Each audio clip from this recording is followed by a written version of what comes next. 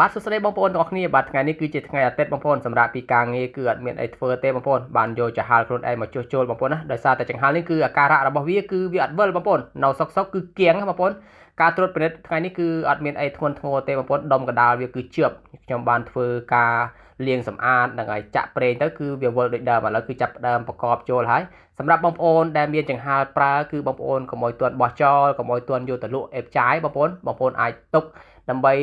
សិក្សាដើម្បីធ្វើការជួសជុលខ្លួនឯងបានបន្តិចបន្តួចបងប្អូនណាហ្នឹងហើយលើកលែងតែឆេះដុំភ្លើងទេតែបើសិនជាចាហាល់ខ្លះគឺអត់ឆេះទេបងប្អូនណាពេលដែលថាយើងប្រើយូរទៅ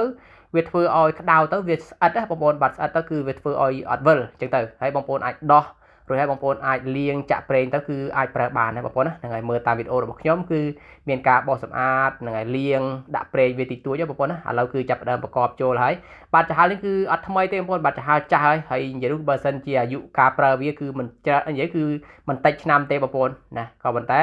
ការប្រើរបស់វាគឺនៅតែល្អហ្នឹងហើយសំខាន់គឺយើងមើលថែវាបោសសម្អាតវាហើយ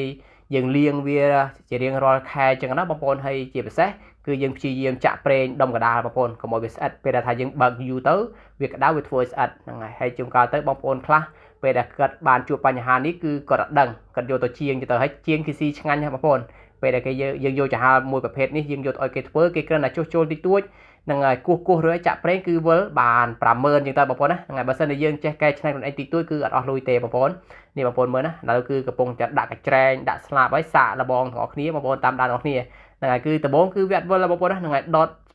ដួយទៅគឺវានៅនឹងថ្កល់ក៏ប៉ុន្តែវាមានសលេងអ៊ឺតចឹងណាបងប្អូនក៏ប៉ុន្តែវាអត់វិលទេ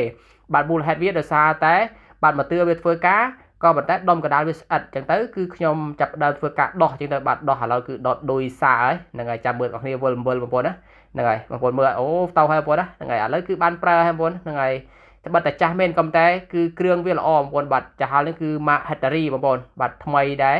ក៏ប៉ុន្តែគឺវាយូរឆ្នាំពិតមែនក៏ប៉ុន្តែវាវិលលឿនដែរបងប្អូនណាលេខ3លេខអីចឹងគឺលឿនដែរបងប្អូនហ្នឹងហើយ